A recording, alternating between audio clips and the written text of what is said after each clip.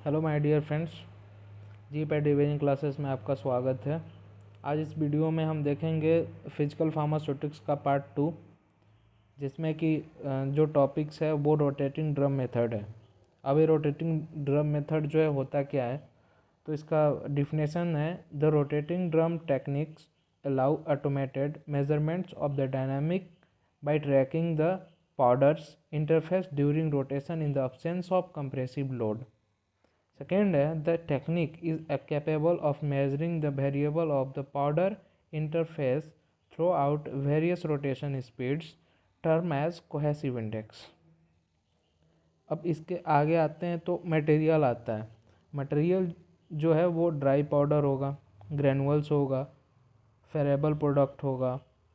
इसका अगर रेंज की बात करें तो 0.5 से लेकर 10,000 माइक्रोन तक होता है।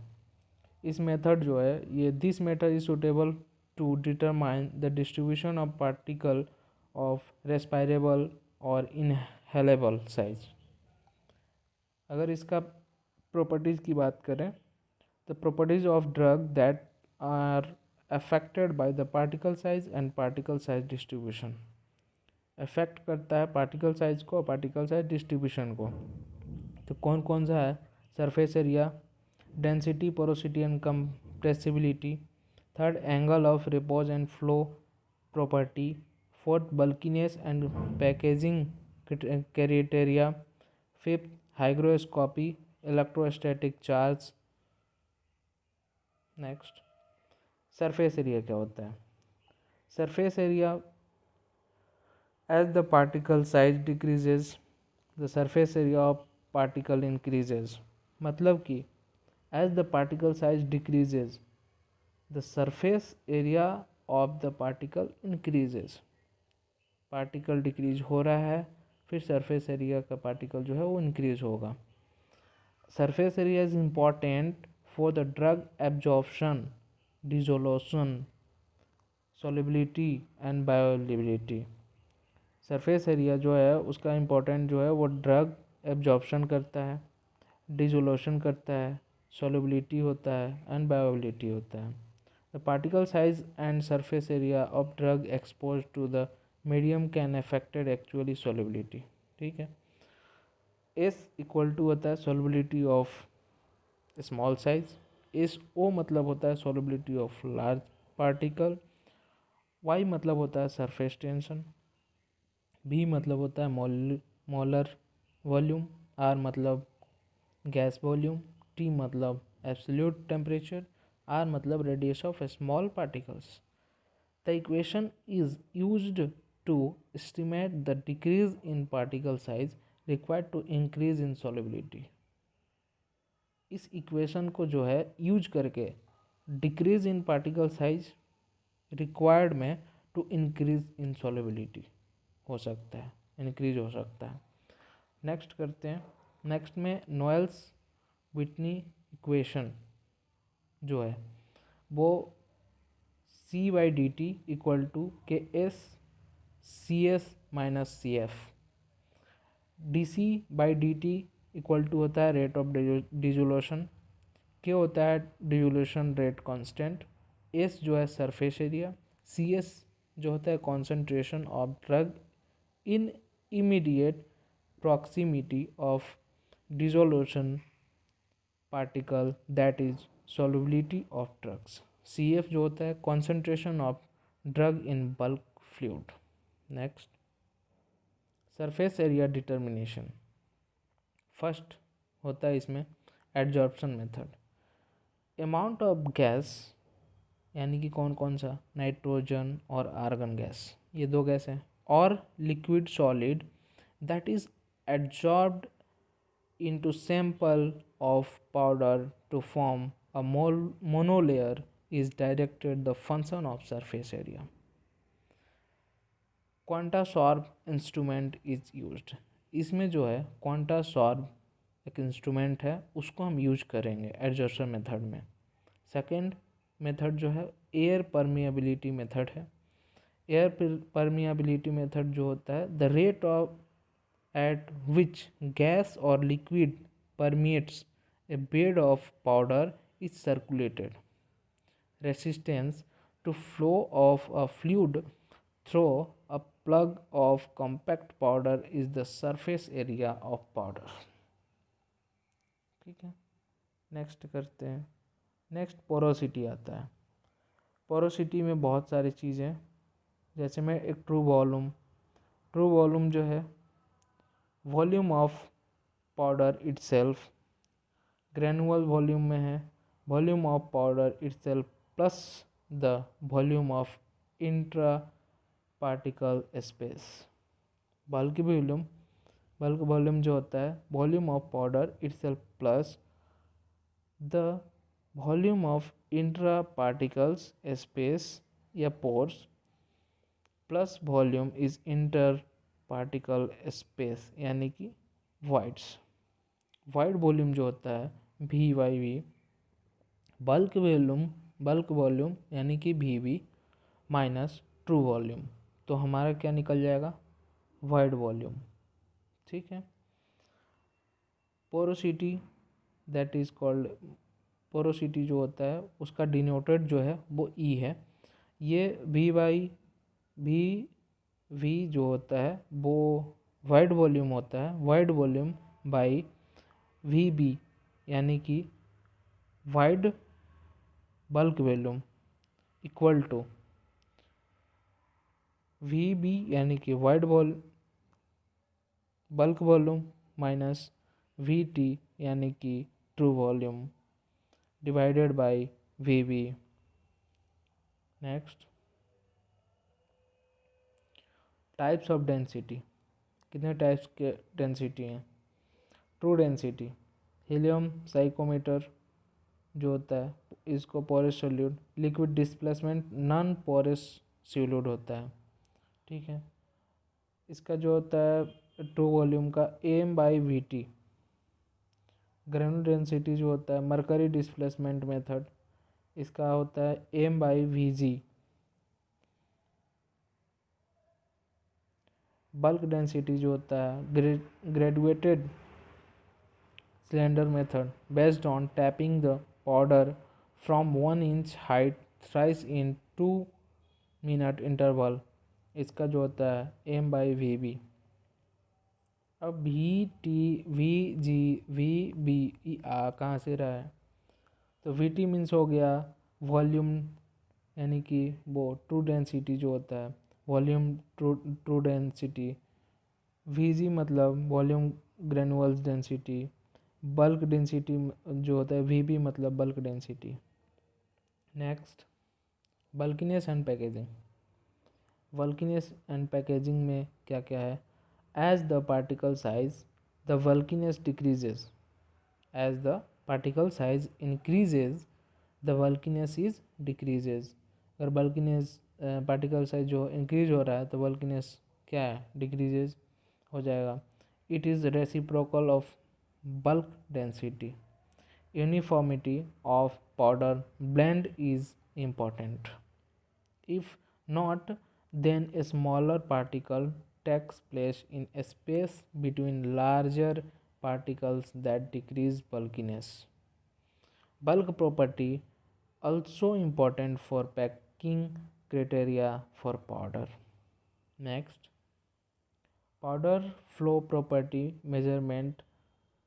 फर्स्ट इसमें देखते हैं तो परसेंट कंप्रेसिबिलिटी. फर्स्ट में जो आता है परसेंट कंप्रेसिबिलिटी होता है. तो कंप्रेसिबिलिटी क्या होता है. Compressibility is the ability of powder to decrease volume under pressure.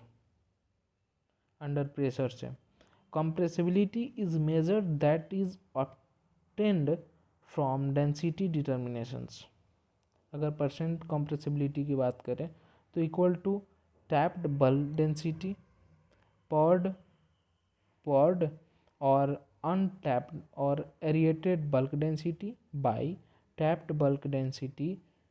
ठीक है, इंटू 100.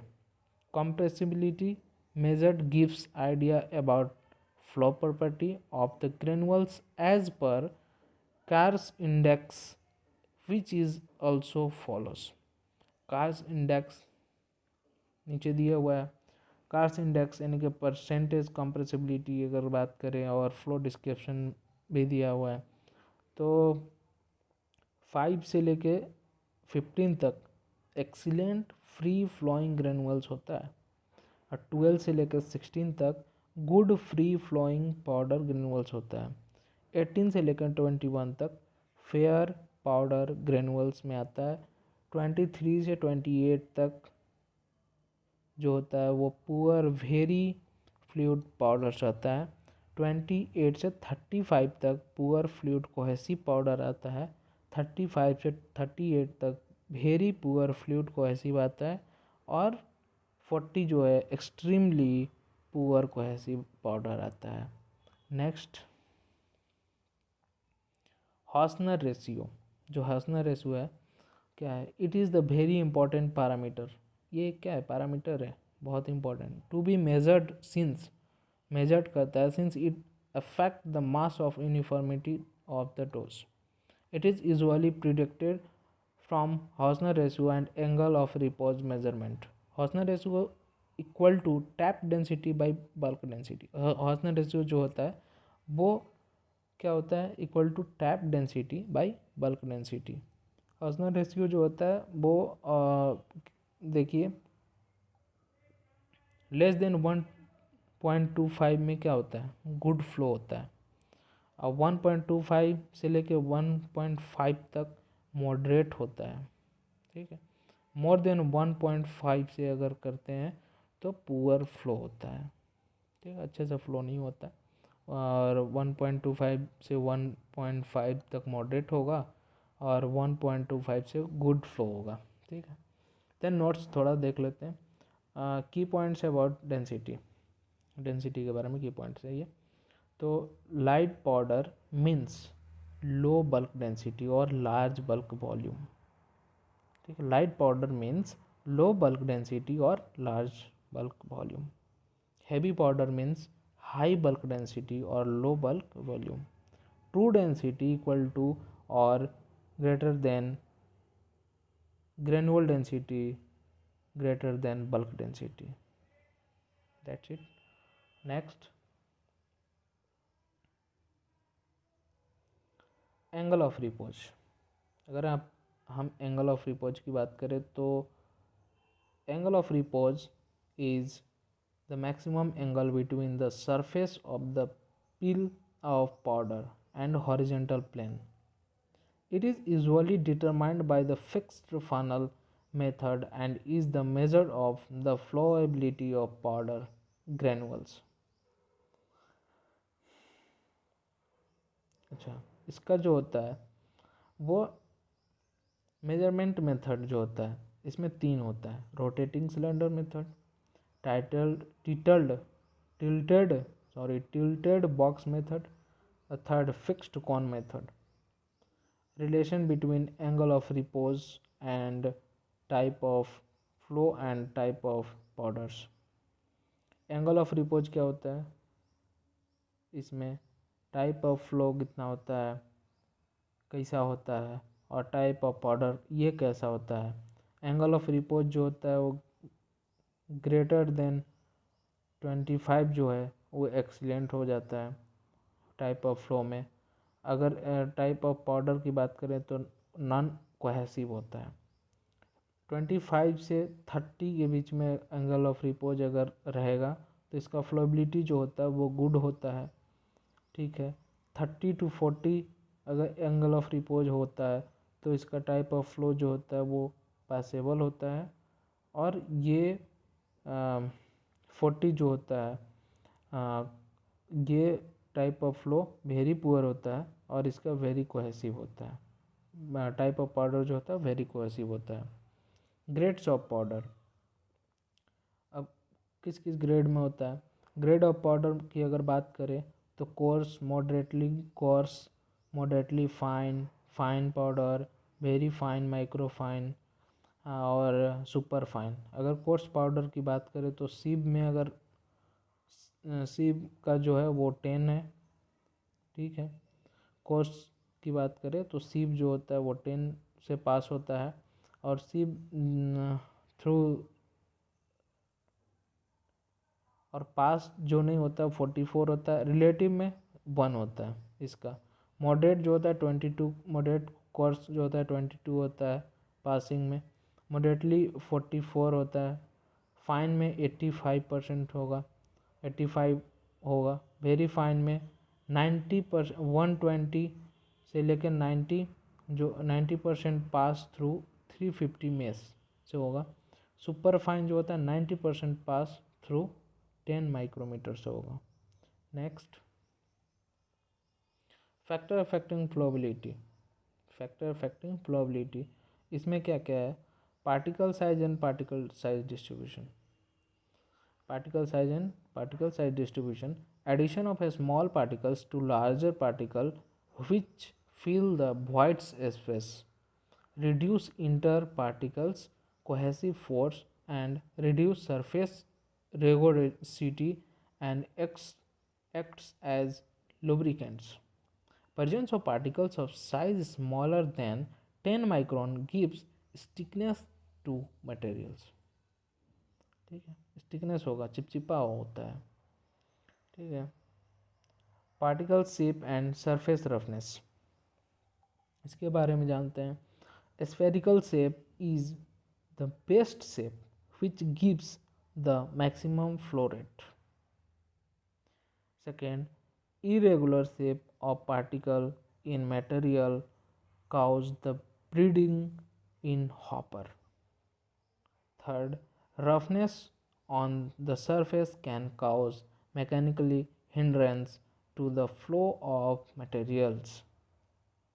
इसका अगर एग्जाम्पल की बात करें तो spray dried lactose has good flowability because इसलिए of the produce near spherical shape, produce करता है near spherical shape. Next, density and porosity. More density and less porosity give better flow. Example में आ रहा है ये सब। हाइड्रोस्कोपिसिटी अगर होता है तो इसमें it reduce flow rate because it increases adhesive and cohesive force between particles. Electrostatics की अगर बात करें, चार्ज की बात करें तो मोर electrostatics charge so reduce flowability. ठीक है, नेक्स्ट, इम्पॉर्टेंट पॉइंट्स कुछ देख लेते हैं। Key points related to hygroscopicity, it affects the flow property. Hydroscopic material है पुअर फ्लोबिलिटी, हाइड्रोस्कोपिक मटेरियल जो होता है वो पुअर फ्लोबिलिटी प्रॉपर्टी होता है। It affects compression characteristics of powders, also affect hardness, ये इफेक्ट क्या करता है? हार्डनेस पे, और फाइनल टैबलेट एंड ग्रेनुअल्स होता है। Moisture is cohesive material causes solid breeze and liquid breeze formation between the particles which ultimately form hard cake। मतलब कि ये हार्ड केक बनाता है, अल्टीमेटली हार्ड केक बनाता है उसके बीच में। Hydroscopic compounds are generally sticky, hydroscopic compound जो होता है वो जनरली स्टिकी होता है, चिपचिपा होता है। So that also affected compaction, इसलिए अफेक्ट करता है कंपैक्शन में। It is important for aerosol, ये क्या है? इम्पॉर्टेंट है एरोसोल के लिए। कंटेनिंग पाउडर्स, पाउडर्स कंटेन करता है। Moisture content should be below 300 ppm, higher moisture level generally result into particle agglomeration. आगे, it is also affect chemical stability of hydrolyzable drugs, ये अफेक्ट करता है केमिकल स्टेबिलिटी को hydrolysable drugs का।